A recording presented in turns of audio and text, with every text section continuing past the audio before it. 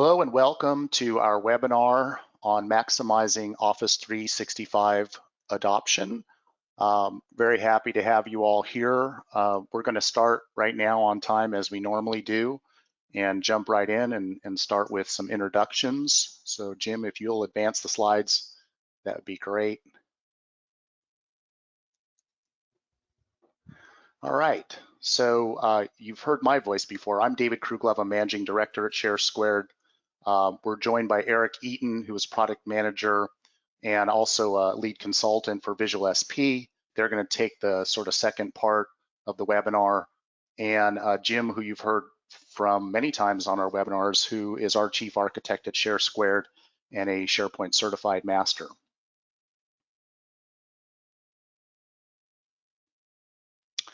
So I always like to start off with an intention for the webinar, and this is to kind of get your listening in the right zone. We're not here to sell you anything or even present the answers to how to deal with adoption. We have some ideas, and we have a lot of combined experience with consulting and technology and implementation and those things. So we're really just here to kind of teach you what we've learned and share that information, and hopefully some of it's useful. We want to do this as somewhat of an inquiry, and kind of, you'll see in the first couple of slides I'll present that I started by just looking at what inspires people to adopt technology. Like I had originally was going to go to the web, to the internet, and look around and see what does everybody else say, and then I decided to just sit back and think as a human being, as I am, what gets me to adopt technology. And so we're going to talk a little bit about that. Then we'll present some ideas and solutions for change management and adoption. We always have the bullet here that we want to foster a community of people who want to improve technology or learn more about records management or Office 365. In this case, the focus is adoption.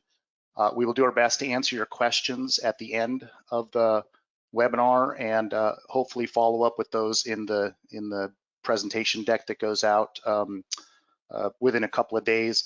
And so many people will ask questions about, are we going to record? Are we going to provide the presentation? We will provide both of those things in an email that will follow up after the webinar, so you don't need to ask that question. We'll get it out within a couple of days. And we want to enroll you into being in action. So I've sat on a lot of webinars, and sometimes they're great, sometimes they're not so great, but what makes a difference is being in action. So we're hoping that you'll hear some things that inspire you to actually, bring them into your organization and get into action. Otherwise, the webinar itself will have really kind of little value other than spending an hour with us. And overall, we always want to be of service to you. That's our goal, is to be a contribution. Okay, so our agenda today is I'll talk a little about what inspires adoption. We're going to move quickly into demos that Jim is going to do, and we're going to show some examples of, they're just complaints that we've heard. We've been doing SharePoint and Office 365 solutions for 15 years, so there are some very common complaints and questions and concerns that come up from our customers. We'll then show you a Microsoft Teams-based organizational change management portal. That's what OCM is organizational change management. And it's an example. It is something we've sold as a product, but we're not trying to really sell it. That's not really the intent. It was asked or requested by a couple of customers, so we developed it, but it's not something we really commercialized. So today we're just demonstrating how you can creatively use Microsoft Teams to do some change management and get communication out and things like that. We'll show you how to do surveys using Microsoft Forms. We'll show you some techniques for keeping content fresh and up to date and current and relevant using communication sites. And then we'll show some high engagement solutions that increase productivity and adoption. These are applications that leverage the platform, that draw users to them, where the intent is not, document management or anything like that. It's just using an application. You wouldn't necessarily even know that it was Office 365 behind the scenes, but it's something that gets users excited about using the platform, and then that sort of drives adoption in other areas where you're trying to get their participation around maybe adding metadata to documents and things like that. And then we're going to turn the mic over to Eric, and he's going to talk about contextual microlearning I'll be listening carefully. I don't know if I fully understand what that term means. I think I do, but he's going to define it for us, talk about some of the pain points that are addressed, and then he'll do some demonstrations of some context-sensitive training and support systems that include Microsoft Learning Pathways, and he'll give us some tips and reminders, and also show how we can track usage analytics behind the help and training videos and walkthroughs and things that he's going to demo for you. So that's very useful to see what are people actually using in the platform. Okay, so we're going to run a quick poll. We've got 2 of these today, and this one is what complaints do you hear most? And this is, I should have said, around Office 365 or the solutions that you're trying to implement, not in general. I don't know if we want to hear all of the, but I'm going to go ahead and launch the poll and give you, some time to answer. We're going to move kind of quickly through these because we are always time constrained. So if you would start voting now, that would be great. All right.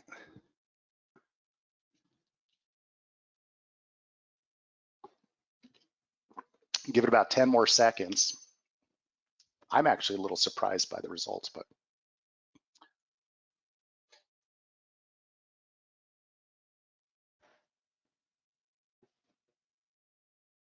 Okay, I'm going to close the poll now. So you got 3, 2, 1, vote, and closed.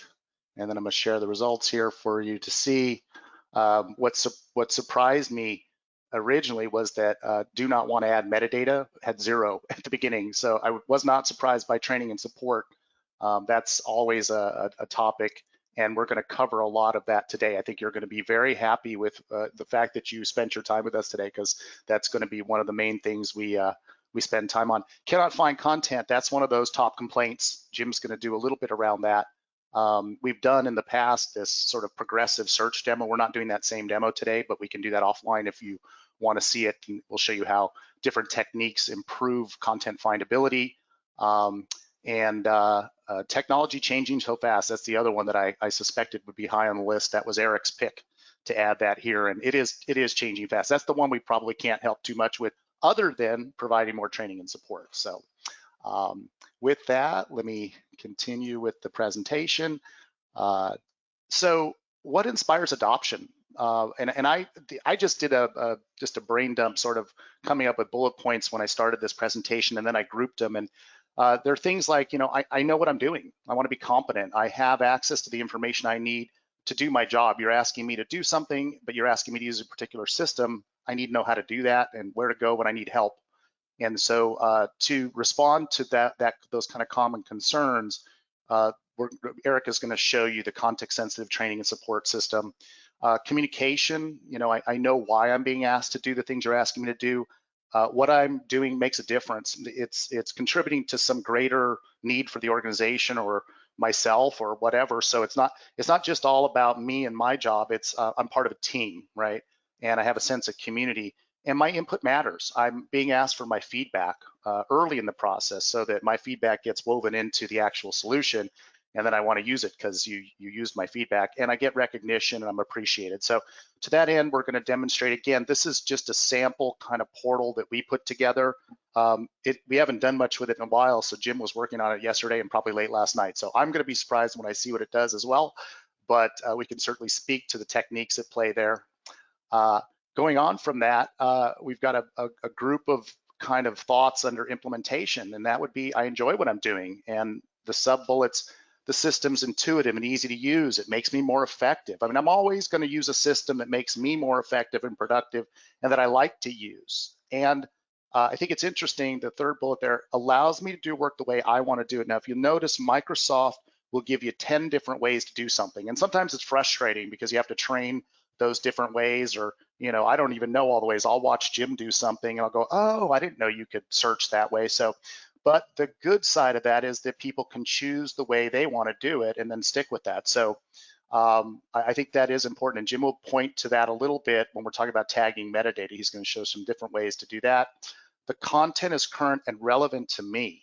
I don't want to see a bunch, if I have an intranet, let's say, I don't want to see a bunch of content that doesn't matter or that's out of date. That was the problem with older intranets. So we build intranets using communication sites that query underlying content from team sites to comprise a page. So you'll see that, but basically that means that the content that's being published is always up to date. My concerns are being addressed. That really comes down to support. I want to have a support system. And then the last bullet is just something personal for me, really, that it's a training that I've done, but it defines enrollment as creating a possibility for another, such as they're touched, moved, and inspired. And when somebody is enrolled in something, it's not force. You're not making them use the system. It's not coercion. You're creating an opportunity for them so that the solution occurs as an opportunity. They get excited about it, and they probably will not only use it, but want to enhance it and give their input and push it further. So how you do that is a little bit of magic, and I'm happy to explain more about that in another webinar. But ultimately, one technique is to use high engagement solutions. Jim will show that, and then you'll get the deck, and you can click on this link or look it up on Amazon. There's a book that I highly recommend called The 3 Laws of Performance. It is a business performance book. It does several business use cases, not specifically related to adoption, but it is related to enrollment, and enrollment can show up in areas like user adoption and lots of other places. Okay, we're going to turn the mic over to Jim. I did pretty well. I was supposed to do 10 minutes. I did about 11. Jim, with no further ado, go ahead and start the demos, or if you want me to do overviews, let me know. Thanks, David. This is my desktop, and we're going to start today in Microsoft Edge. So let me just bring up a new Edge window and close it. All right, so we have a few different paths that we can take on our demo today, and we're going to start with the path of organizational change management. So what's on my screen here on the left is a collection of PowerPoint templates that I can use to plan out, for example, here how I'm going to engage my stakeholders. All of these documents live in a document library, which is inside of this SharePoint site that is represented in Microsoft Teams as what we call the OCM portal, Organizational Change Management Portal. So I've got a little post here welcoming members to the team. I've got this nice Office 365 communications site that we're using to communicate to the rest of our organization about what it is that we're up to. In this particular example, we have a feature coming soon from Microsoft Search, and we're going to look at a communication plan. So how would you get out the news and those kinds of things that are related to that particular rollout?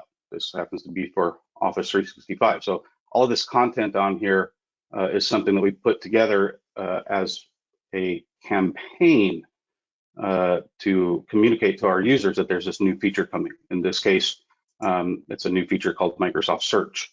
It's out now, it's configurable. This is a bit dated, but this is demo content. This is a page, a news page that we put together that's announcing coming soon this thing called Microsoft Search. And we go even deeper. So this is like the teaser message that we would send out. But then we've got a nice little page here that shows, so this content is sourced from Microsoft. This page is a communication about change, specifically related to this new feature called Microsoft Search, and specifically related to searching for people in your organization with, in this case, Bing. Okay, so that communication plan shows up in our master plan in Planner. There's this little card here called Microsoft Search. That's in the new features bucket. So if we look at the new features plan, here is our communication plan for that new feature called Microsoft Search. We can look at this in a schedule view. So we started We started managing this campaign on the 18th, and it looks like we are going to be done round about we're going to officially launch around about the 14th, somewhere between the 8th and the 14th, and then we're going to request some feedback the week after that. So all of these are little tasks in a planner plan. We've got various flags here that we can use to keep track of stuff. So this is us leveraging the platform, using what's there. And in this case, it's Planner to manage communications related to our organizational change management site here. Let me add a little color, Jim, real quick to Yeah. make sure people are following. So the way this was constructed was to use Microsoft Teams for the curators of the content. So the people who are creating those campaigns, creating tasks in Planner, creating calendar entries. But when it comes to organizational change management, what you're trying to do is you're trying to, even before the project starts, you want to socialize to the rest of the organization that the project's coming and these are the things we're going to need from you. And here's the documents. Jim showed some templates, and here are some of the templates that we're going to use that we need to fill out with you that gather your requirements or otherwise help you communicate to the other people in your department what's coming. And so if you don't know, in Teams, again, we're using that as the curator interface. In Microsoft Teams, you can have channels, and there's several channels in what Jim was showing. I don't know, Jim, if you can maybe go back there. That have documentation. There's channels for learning, for those templates and things like that. So Jim's showing them on the screen there, the user guides. So it's a way to pull all of the information together in one place. And again, this is the curator interface. So only the members of this team who are the change management team are creating content and adding channels. And then a channel can have multiple tabs. So Jim was showing you tabs across the top there. That you can put almost anything in a tab in Teams. You can have a web page, you can have a planner plan, and Jim showed some of that. So that's the curator interface, and then the communication site is where people who are not members of the change management team come to consume that content. So you would even before the project starts, you would let people know that here's the link, to the communication site for this project on records management, let's say. And everything you need to know is here, and you keep pushing content out through the Teams interface to the communication site where it's consumed. And this keeps people, not only lets them know in advance, what's happening, but also keeps them abreast of what's going to happen. When are they getting to my department? That's what people want to know, right? What am I expected to know already? How much effort am I going to have to put in this project? I have my own job. I work in accounting. That's what I do. Why am I even involved in this? So going back to the slides that I presented, it's really about answering those questions that people have, really come down to sort of what's in it for me, and it's really around enrolling them through communication, and then ultimately how you implement the application. So Jim, did you have anything else to add to the OCM portal piece? I think that's pretty good. So just to finish it out, each distinct communication that we make, so many of those cards on that plan represent a notice. So in this case, an email. So what we're looking for right here is email, news, video, and this particular one, we're going to ask for a feedback loop. How did this particular notification received via email as a news post with the video embedded in it, how did that land? And these are all the steps that we have to take to get ready for that particular communication. And then after we create the news page, we just send it as an email to everyone in the organization, I guess. And then they'll get an email with this link. They'll know that they can delete that email because the content lives in the SharePoint site somewhere else. The email is just a notification. But ultimately, each one is a news post. And when we send that out, it comes via email, but the page lives here forever, pretty much. So we have a few different directions that we can go. I think next up is surveys and polls, or do we want to step back and maybe look at something different? Let's show how to do a survey with Microsoft Forms if you've got that ready. There's lots of, survey technologies you can use. I think a lot of them are for public type surveys, but the one that is the Microsoft one that you would use if you're trying to poll your internal people is Microsoft Forms. So Jim, if you can show that, that'd be great. Yeah, trying to get my presenter view back. All right, so we're going to look at a few different things that the OCM team, the Organizational Change Management team, is doing related to gathering ideas and feedback. Similar technologies could be used to report on issues, to collect requirements, or to inform requirements. But we want to learn about the data that we have and the content and the context to which it applies. So some of the things we can use are Microsoft Forms and even SharePoint lists. And we'll use a channel in Teams to curate the results and a page in the com site to collect the results. So let's go look at that. I'm going to switch over to my form or surveys and polls path here. And again, this is just another channel in Teams. And in this one, on the post tab, we posted a link to 2 different views of 3 different forms. So the one we'll take a look at first here is the Teams feedback form. So this is what it looks like to fill it out in Teams, but it's also available here. I thought, let's see here. I'm not sure where I created it, but that same form can be hosted in the SharePoint page for people that aren't coming to Teams to manage it. And then the results are visible right here.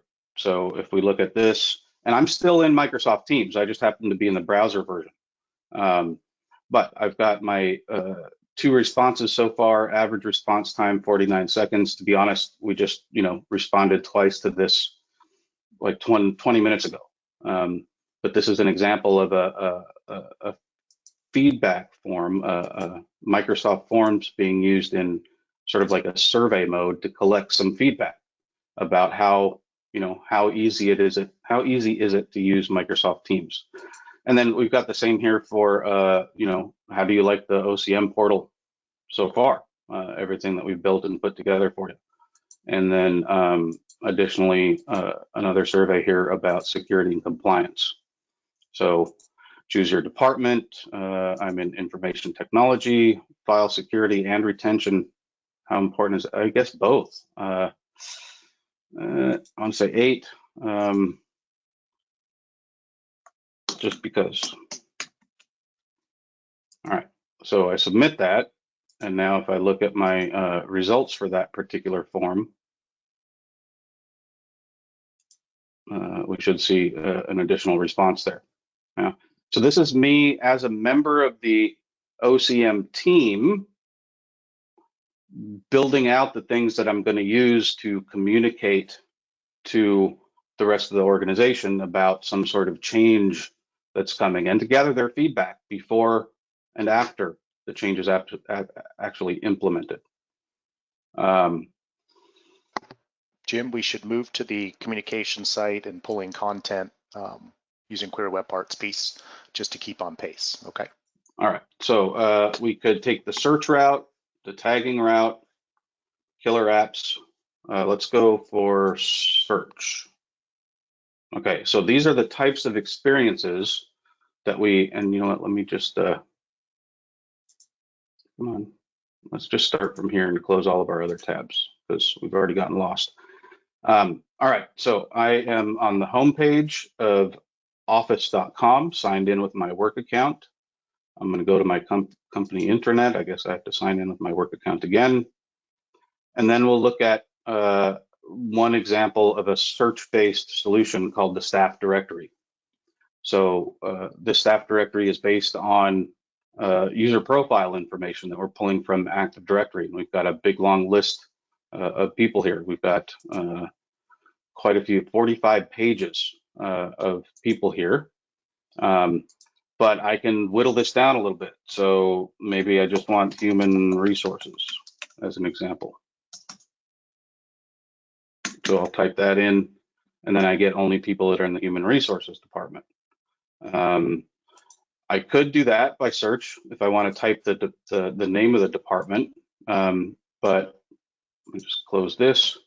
Over here on the right, we've got this nice little refiner where I can say, you know what, I want to see everybody in the finance department, and really I only want to see with a job title of clerk. So these are all my finance clerks in this particular organization. So that's a search-based staff directory. This is a high engagement application. If I click on Aaron's name here and sign in, of course, then I see Aaron's profile, and I see that Aaron reports to Eddie. And we'll come look at that a little bit later when we look at our next one of our next killer apps. As far as searching for content, so this is a made-up scenario. This is a modern search demo, and I'm going to skip ahead to searching just for invoices. So now I'm a member of the accounting team, and I'm on my team site where we've been, tasked to store all of our documents, some of which are invoices, and we want to be able to find them pretty quickly. So I only want invoices from a vendor, and I only want ones that are less than that amount of money. So I get this nice little invoice here. What's interesting is that this document doesn't come up if I just do a normal search within the library for the word invoice, because it doesn't have the word invoice. It's called a bill, and that's the only word inside of it. So if I could get the search to work, that's what that would look like. But lastly, there's another method of searching, and that's using a product that we've put together called the Advanced Search Web Part. And the Advanced Search Web Part lets you do the other kind of search where you build your query first, and then you get your results. So rather than starting with a keyword or starting with the full results and then refining after the fact, this lets you choose what you want to search for first. So let's say that I only want, let's see here, let's go with invoices from a vendor. And let's see if that works. Oh, we got an error there. Okay, so let's reset that.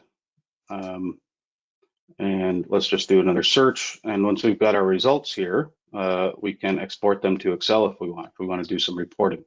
And all this is configurable. So just going to quick jump into edit mode here. This is the Advanced Search Web Part. I'm limiting my results by content type. So only invoices and child content types of invoices will be included in my result. This query placeholder is going to be replaced by whatever is put into the fields on the form that I'm designing when I'm designing the query here. And then lastly, the columns that display in the results table, the order they display in, their width, their formatting, all that kind of stuff is all built into what's called a search template. And one web part can have multiple search templates that all have different forms and results settings. So here's another one called accounting documents. It's just a slightly different setup. So that is the Advanced Search Web Part.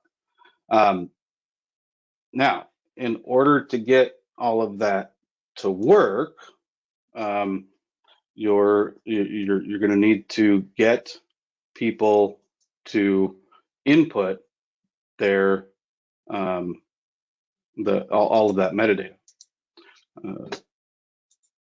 So what does that look like? That looks like a little path down the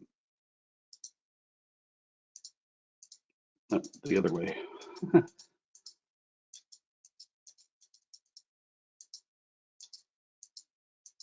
All right, metadata tagging here. Okay, so one of the things that we'll look at the end, I've jumped through this wizard already, but we're going to look at synchronizing a document library onto your computer. So one of the big things is I have to know where to go into SharePoint. I can use File Explorer. I can use Windows File Explorer, no problem. Let me use that. This again speaks to letting the user use the tool that works for them. But we're going to start with showing the problem here. So let me switch back over to my browser, and we'll switch to the metadata tagging path. We'll go back to home. So always good to get grounded. So now we're going to go look at our company intranet, which another way to get to that, we've made that the link of the logo here. And then I'm going to go into my IT team site. So notice that these have a lock on them. These are private sites. Only members of the team get access to that. So I'm here on my IT homepage, and I've got this document library. So here are the documents that the information technology team is using in their document library. So we've got some investigation, we've got a policy, we've got a report, 2 reports, a service request, and standards and guidelines. And they're all nicely classified. They've all got a content type, a document type. They've been assigned to a business unit, and we've got at least a true document date on that. Okay. So how did we get here? First, I'm going to start by going into this library and clearing it out. So I am going to delete everything except one file. Let's just leave that one there. And then I'm going to start dragging in some content using the out-of-the-box functionality that's built into SharePoint. So I've got some samples here. Let's just grab a sample incident report, okay? And I'm just going to drag it and drop it right on the SharePoint document library. And it'll upload the document. And once I refresh, I guess it refreshed for me behind the scenes, but we'll see that that document that I just uploaded is in fact there, but it has the wrong content type. It doesn't have a document type at all, and this other stuff is okay. But now I have to go through these extra steps to edit the properties of this document. No, that was to edit the page, sorry. So I want to edit the properties of this document. Where did I go? Shared documents. Okay, let's go back over here. All right, so this is my unassigned document. I'm going to select it here, and I'm going to fill out this metadata. So the content type is not correct. That wasn't a procedure document. That was an incident report. So the closest thing I see here is a generic report. And title, okay, whatever. Document type, hopefully there's something in this list related to an incident report. Let's try security. So all of this metadata that we're seeing here, these are things that can be built out based on your particular taxonomy and the kinds of words that you use. But now I've set the document type, the content type is correct, it's in the right place, but that was a few steps, yeah? So imagine if this library needs to hold, as we saw before I deleted all the content that was in here, this library is really supposed to hold 5 or 6 different kinds of documents in it. So imagine dragging a bunch of documents and then having to classify each one individually. Now, Microsoft can speed things up with things like the quick edit mode and that kind of thing, but instead we put together taxonomy tiles. So this is how we make it as easy as possible to file a document in the correct place with the correct content type and the correct metadata based on the scenario. And the only place we have to send our users is to a page that has this web part on it. And it automatically files things for us based on which taxonomy tile the document gets dropped on. So I'm going to take a policy and drop it there, and I'll take a work order and drop it there, and where's a procedure? Let's just grab another report and put that here, and here's a manual, and here's we'll just grab sample for a change request, and let's just grab a JPEG for a work order. Maybe it came in from outside. But there it is. I just clicked on that tile. I can go back to the home page, refresh it, and all of those documents were uploaded and categorized accordingly based on the tile that I dropped it on. And configuration of the tiles is pretty straightforward. For each tile, You fill out some properties, color, icon, the target document library, the content type, and then any default values for any metadata that you want to set. And just dropping a document on that tile puts it in the right place with the metadata, the right metadata as configured for that tile. All right, so next up is the same thing. I'm going to go real fast, but you will have the recording. Jim, we need to wrap up so that the other guys can come. So yeah. All right. How much time do I have left? You're out about 5 minutes ago. Oh, okay. Well, yeah, wrap it up. Yeah. Okay, so there's a lot more that could be shown. So this is my synchronized library. This is something we have coming called document set for Windows. So once you synchronize the document library down to your PC, you'll be able to use taxonomy tiles for Windows. So if you don't want to go to SharePoint or Teams or anything like that, you want to be able to work offline, maybe you can configure your own set of tiles on your desktop or laptop and just drop documents into that little app. It's coming soon. It's not quite ready yet. There's a lot more that we could show that we didn't get around to, but I want to give the rest of the time to Eric. So I think I will just leave it there. Perfect. Well, not exactly perfect, but I want to acknowledge that Jim and I have been very busy and we didn't take the time to prepare appropriately for those demos. So I don't know how well that landed. I will say that you always have the opportunity to reach out to us separately to have us show something again, and we're happy to do that. And you'll have our my contact information at the end. All right. I'm going to turn Eric. I'm going to make you a panelist now, and you can take over, and we'll go through the rest of the presentation. Sounds good. Those taxonomy tiles are cool, by the way. Getting there. Someday we may just have to take a half hour and show that. It feels like we're always trying to show too much, but. Well, on the topic of user adoption, what you see on my screen at the moment hopefully doesn't look too familiar, right?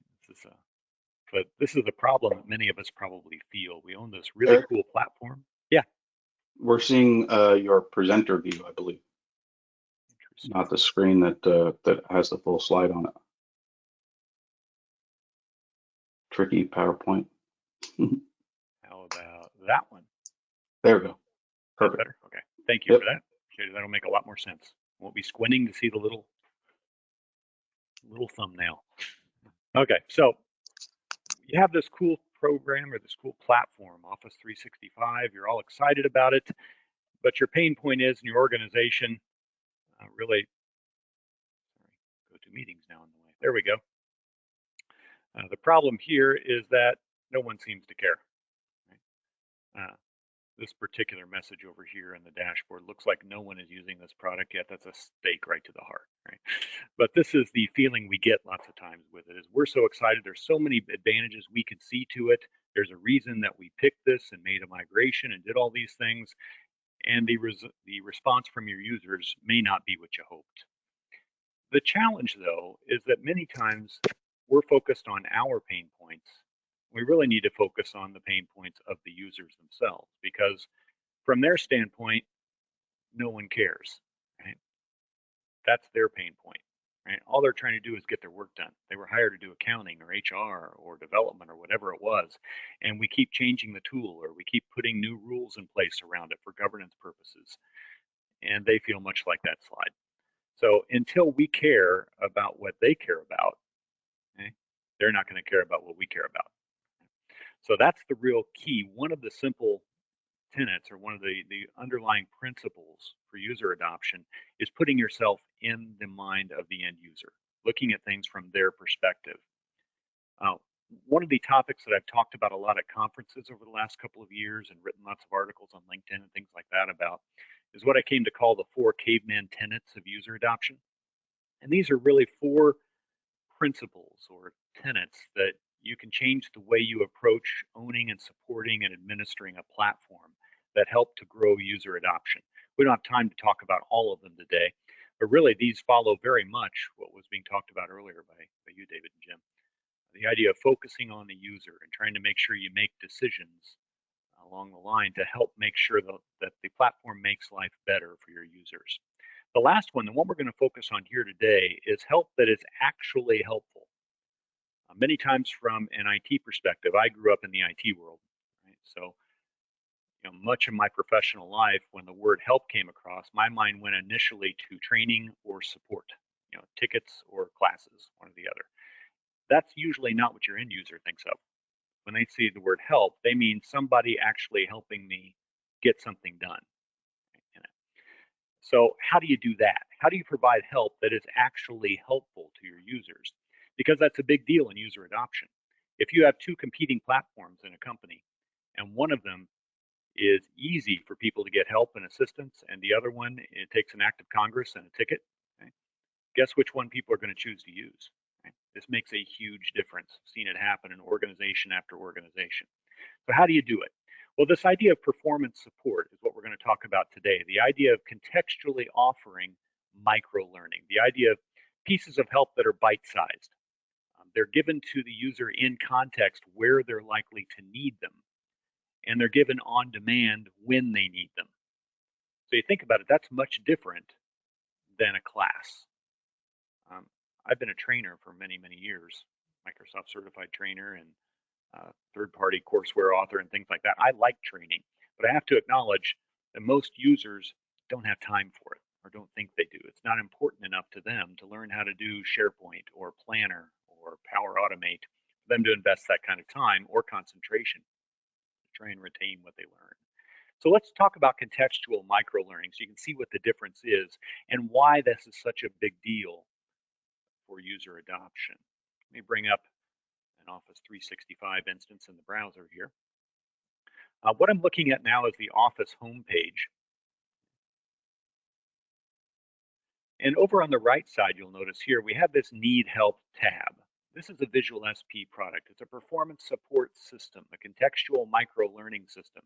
And the idea here is if I'm new to Office 365 and I don't know why I should care about this page or how to do something on it, what this pin mean, I can click over here on the Need Help tab, and it opens up a table of contents of help articles that are task focused and are only about the thing I'm looking on.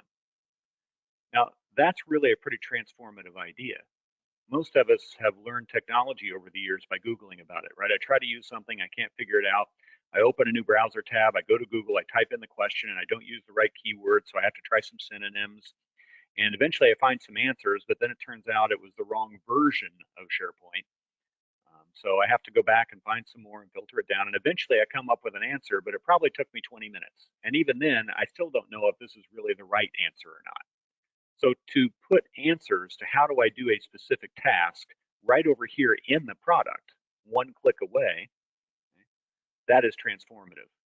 Now, there are hundreds of these help items that, again, are very small. They're bite-sized. To give you an example, if I click on one of these, like the Share and Collaborate option here, this is a piece of Microsoft content. It comes from Microsoft Learning Pathways. There are hundreds of these that they put out there for different pieces in Office 365. Many of them will include written things if you prefer to look through those. They'll have videos in here that you can play.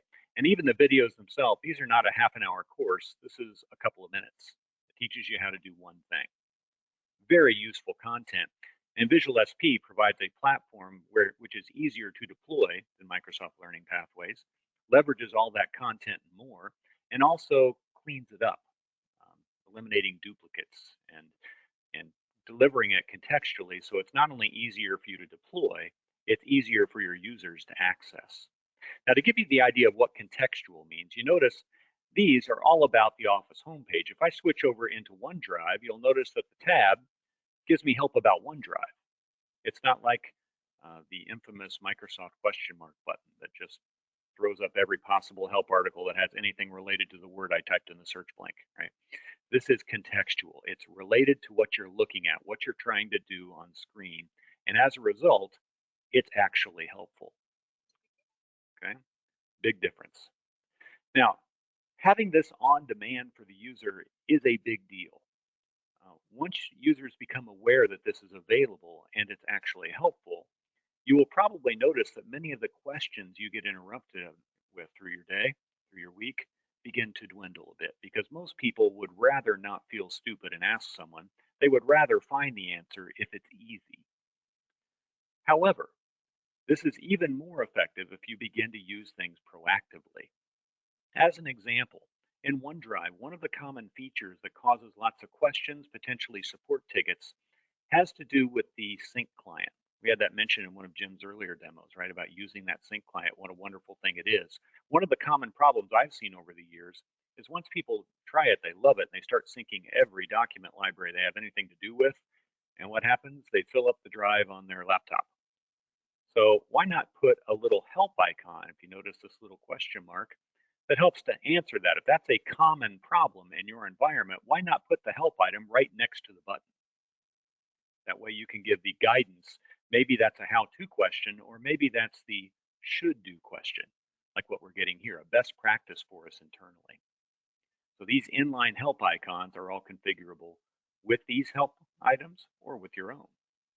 Another example, let's say that I'm working in Office 365 and I have, as it says here, a very important meeting to join. So if I click here and I click the join button, it takes me, let me get rid of this dialog, it takes me to this page. Now, if you are an Office 365 person, you know what this is. It's no big deal. It's a choice of do I want to download the app, use it, or just continue with the browser. If you're an end user, though, that isn't thinking about Office 365, I'm thinking about this meeting I'm trying to get into where my boss is already there waiting for me. I'm 2 minutes late because I was in back-to-back meetings, or maybe the client is waiting there. Now you want me to not only stop and click a button, but you want me to read the page about the 3 options that are here and understand what does that mean? What is the app? What am I supposed to do? You see how this can be a problem, how this creates frustration for the end users? Why not add some icons like what we see here? Make it easy for your users. Not this one. Use this one instead. You can really remove a lot of those obstacles, a lot of those pain points for your users by delivering help that is actually helpful when and where people need it. This idea of inline help or help items that occur over here. One other example of this, a way of being proactive, is let's say that we have regulatory issues in our company. Because of the industry we're in, we have to do things like records management. Maybe we're worried about HIPAA considerations or other privacy regulations. Whatever the regulatory environment you function in as an organization, your users have to understand what that means in real life, right?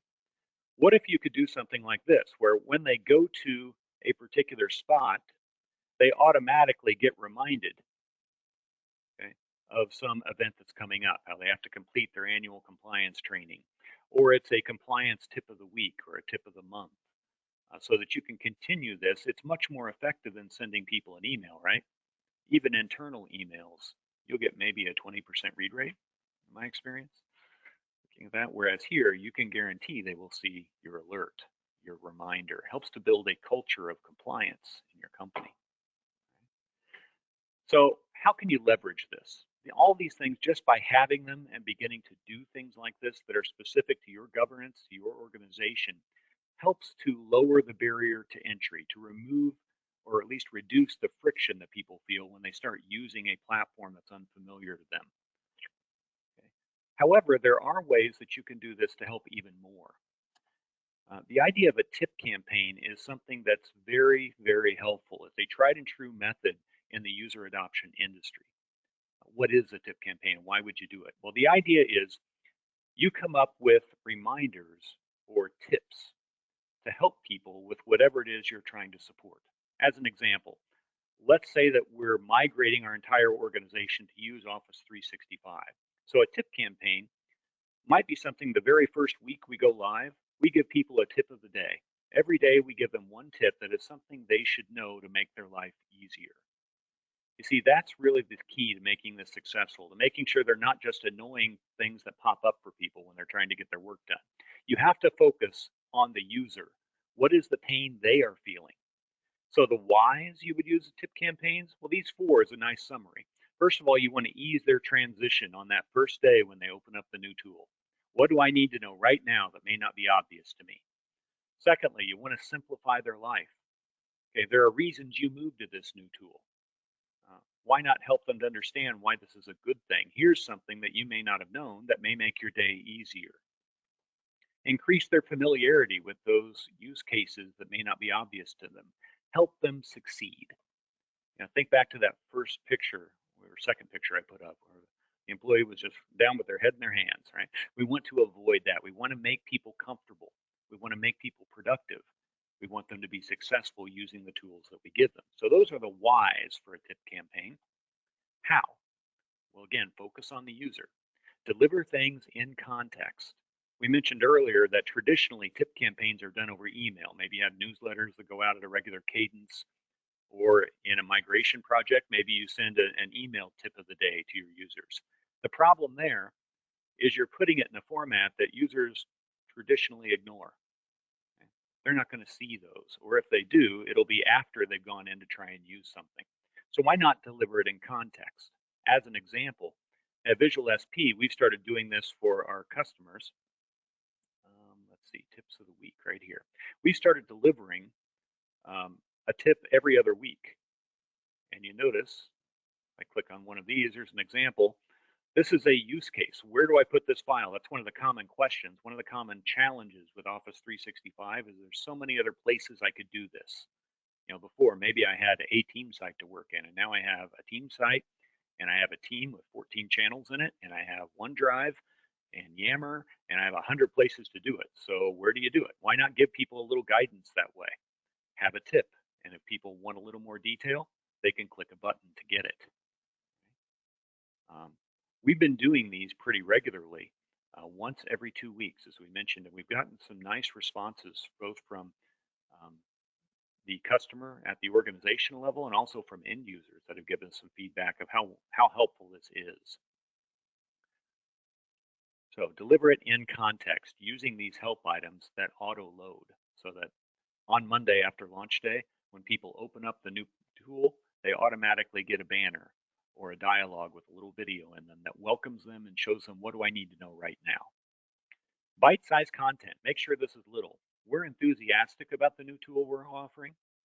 The users less so. In fact, they're probably frustrated that they have to learn to change, right? So make the help small, targeted. Tell me what I need to know, not everything you know. Focus on the pain points is the third bullet here, not the features. Users don't care about features usually. What they care about is where it hurts, right? What have I been doing the hard way previously that you can show me an easier, simpler way to accomplish this using our new tool? And lastly, pick a cadence that matches their situation. If it's the first week with a whole new platform, they may not only tolerate a tip every day, they may appreciate a tip every day. If it's a tool they've been using for a while, that's too much. Every week is probably too much. Right? But pick a cadence that matches not just their tolerance level, but their appreciation.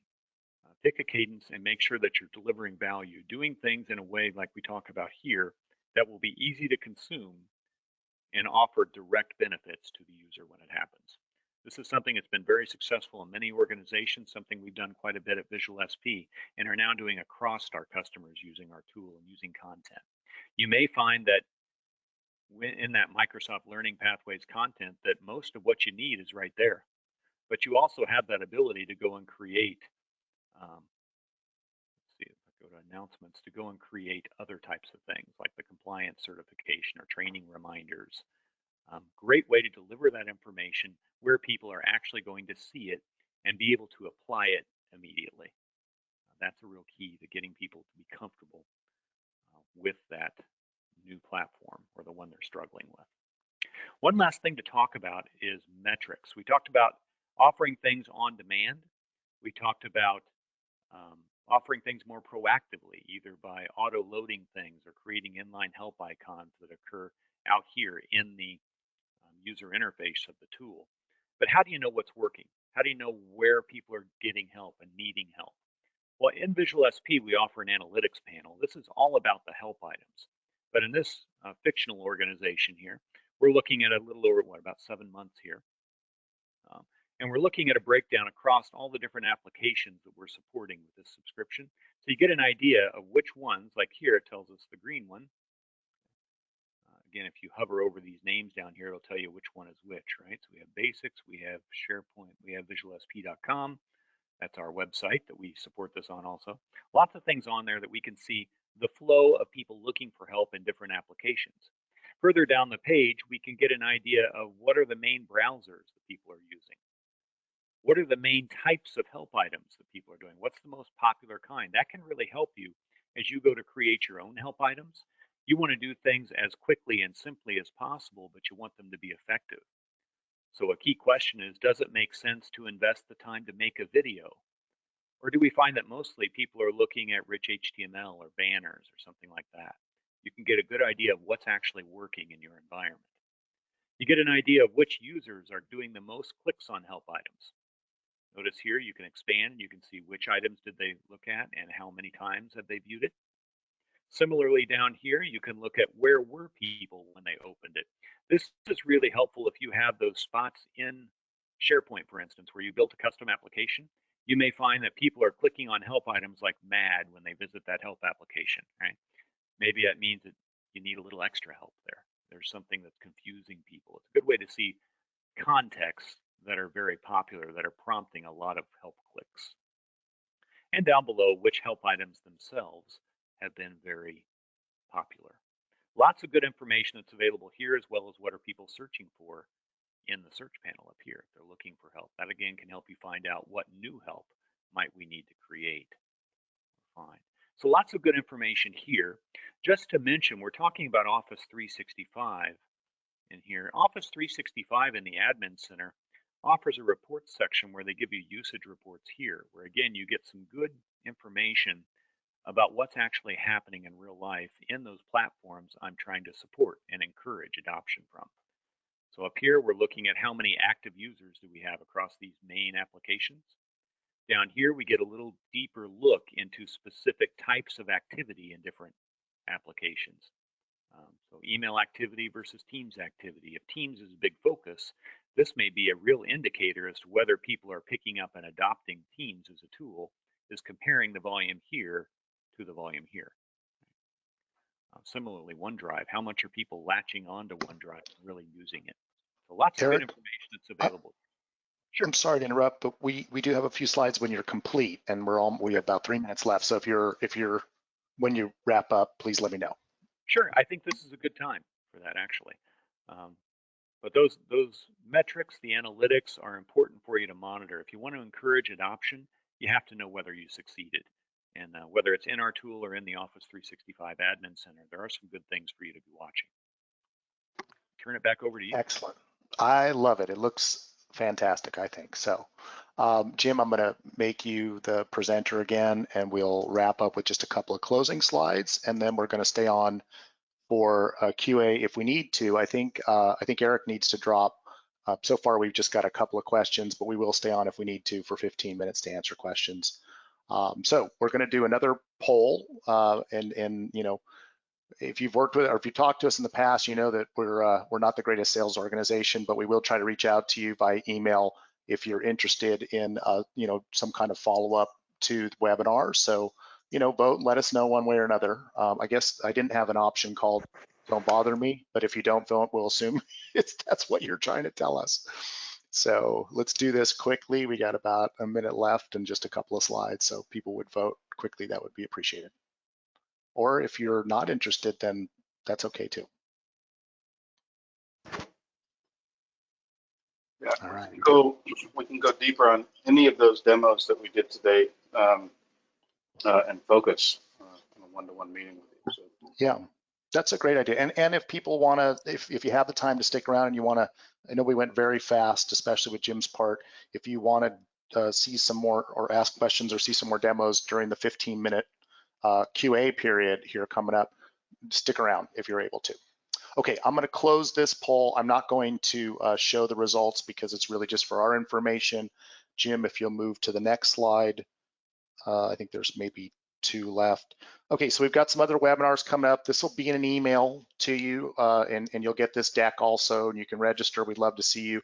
but we're doing some ones around process automation using different technologies and techniques, and then around content services and document capture with a partner called Knowledge Lake. And we're going to start a new webinar series. It'll be just Jim and me. We're going to slow down a little bit, I promise. And we're going to go through what it looks like when we run a project. And it's not about share squared, but it's an idea. You can get a sense of everything from creating a project portal, doing your planning and design, some of the document artifacts we use that you can, kind of steal ideas from, how we build out the portal structure, how we do branding, how we create and deploy the taxonomy. So each segment, and I don't know how many it's going to be yet, we're still designing it, maybe 6 or 8 segments of an hour each will feature one part of a project from inception through deployment. And then we've got some links in here that you can click on. The first one is to our past webinars, and the other 3 are information from Visual SP. If you're interested in more information from Visual SP, we are a reseller and an implementer. You can come to me. This is David with questions, and you can certainly reach out to them directly. We're partners. Jim, next slide, please.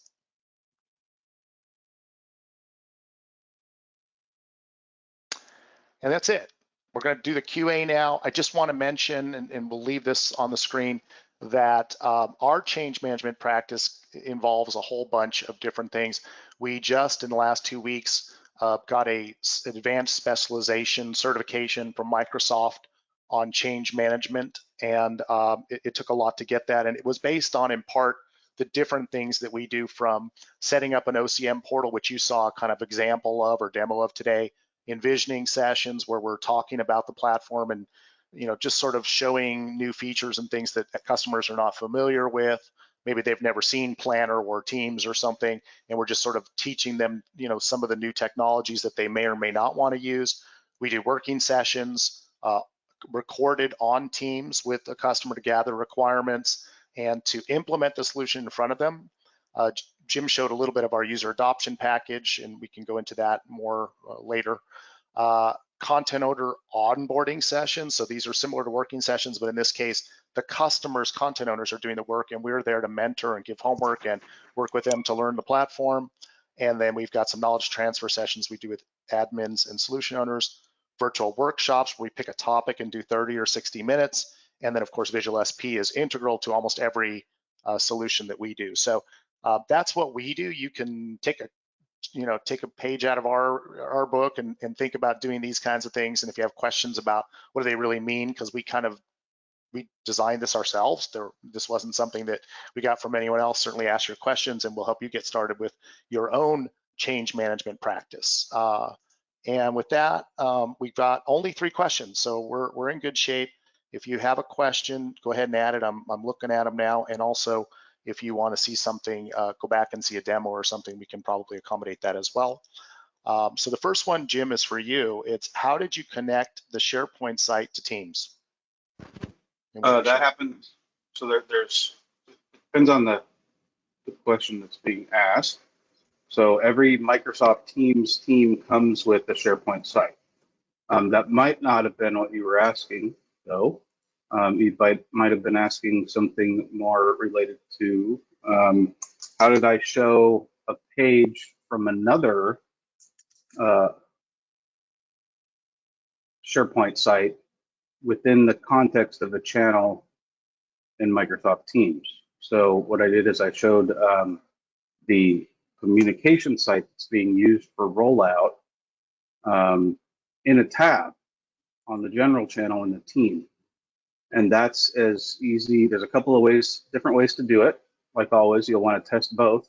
You can add a tab pointing to SharePoint, and the trick is to click this little link right here, add a page from any SharePoint site. So I just copied the link to the home page of the O365 rollout site and pasted it in here, and that was it. So that's one way to do it. And if that way works for a SharePoint page, use it. If it doesn't work, things look weird, then try the website tab. And this will let you put any URL in here. It doesn't have to be SharePoint. Again, if it's a website that you're trying to load up in a tab that requires authentication, it's going to be based on the permissions of the current user. So if you point to a website that an audience, somebody looking at the tab doesn't have permissions to, they'll be asked to request access to that site. But I think that answered the question. There's two different ways to do it. The SharePoint site that comes with the team is what's powering the Files tab in all of your channels. So this one's free. Over in the SharePoint site that you can't have a Microsoft Teams team without, you have a document library. And for each channel, you have a subfolder and a nice little button that says, hey, this is actually a channel in Teams. You might want to go over there. But it's SharePoint, so we can do content types and that kind of stuff. All right, I'll stop. There were two more questions. No, that was great. There's just a couple, so we'll end up wrapping pretty quickly there. One of them was just someone said, I missed the start of the session. Will the recorded version be available? And the answer I've said already is yes. We'll get the presentation and the recording out to you hopefully by tomorrow. And then this last one is for you, Jim. Oh, no, I lost where did that question go? Might have been. It says, what is the name of the side toolbar that helps you with the links? So when you were in Teams, yeah, you had that piece over on the right. What is that? Oh, this on the right, this is Edge. This is Microsoft Edge Collections called. So it's just a collection of pages. You can start a new collection, and then you can give it a name, and then you can add the current page, and you can browse to another page like customer relations and add that current page. And it's just called a collections. Microsoft Edge, the Chromium-based version of Edge, has that included. Okay, great. Next one is it possible to search for pages or documents within quick links or other web part configurations? And they go on to say, in my experience, the top bar search becomes unavailable when choosing content for a quick link, for example. Did you get that, or you want me to read it again? Read it again, but only because I need some time to go find a place where I have two quick links. Okay. Right, well, the question is, I'm going to do it the opposite way. In my experience, the top bar search becomes unavailable when choosing content for a quick link. And the question is it possible to search for pages or documents within quick links or other web part configurations? So this is me adding a quick link. Okay. Yeah, this search box is not part of the panel that opened up. So this actually opened up a separate panel. It's almost like a dialog, but it ends at the top here. So this search box is actually behind it. It closes your panel. Great catch. Maybe not the best user experience, but the recent, you have some options over here. So the recent is all the content, I believe, within the current site that you have recently accessed. Stock images are given to us by Microsoft. We can search for a picture, just in this collection of open source, public domain stock images or something.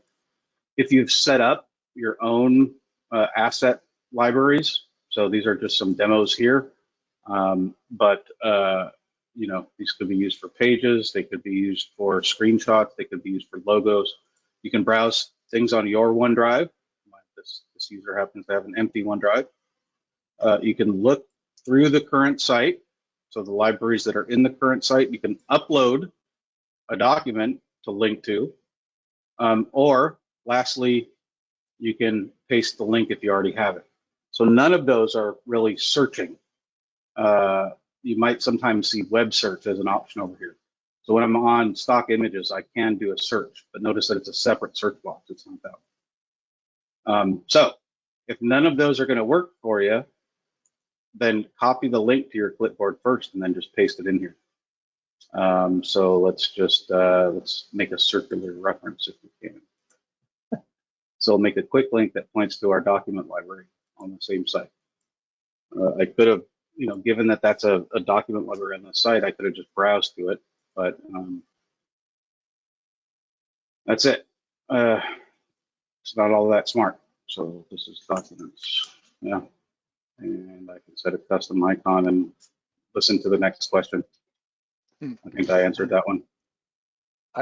Unfortunately, we've had a few people, including the person who asked that question, say the screen doesn't seem to be streaming. Now I'm seeing it, and I've seen maybe 4 of those today, and in each case, I was able to see your screen. So I really apologize for that. I don't know what to do about it. You know, maybe sometimes leave the meeting and come back. There's nothing we can do on our end, I think, at least with regard to that issue.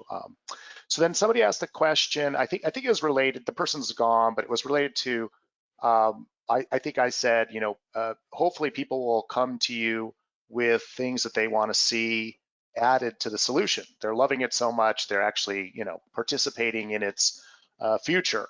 And he said, well, what happens, you know, it's the other way around when people come with non-complementary tools to do what they want to do. In other words, you know, I saw Slack and I want, or whatever, you know, something else that isn't on the corporate menu or isn't something that the IT is prepared to support. Happens all the time.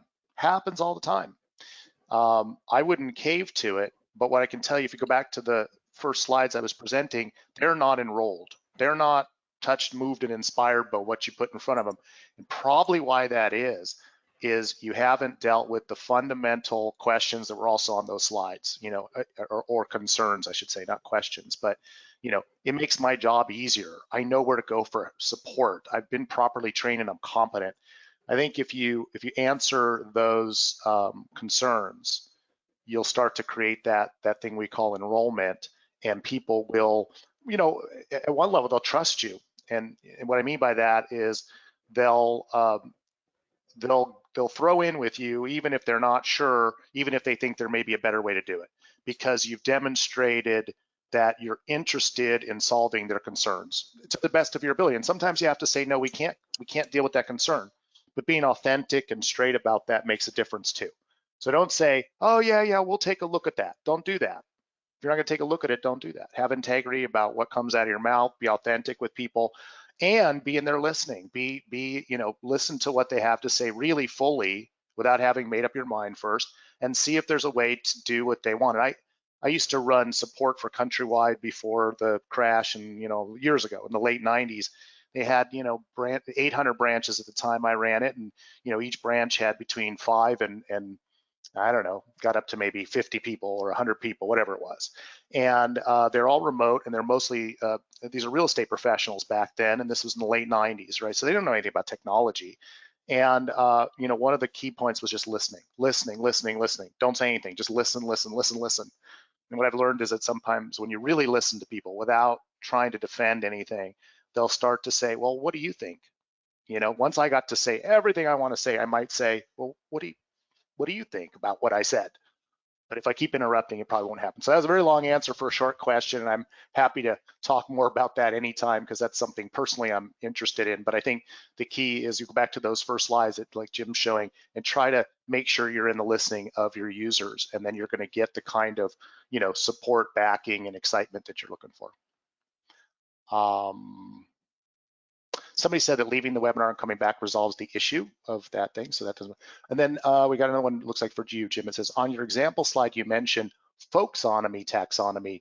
What does that mean? And I think I can field that one. There is a component in our what's called our user adoption package, which includes the taxonomy tiles and the advanced search you saw today, called enhanced metadata capture.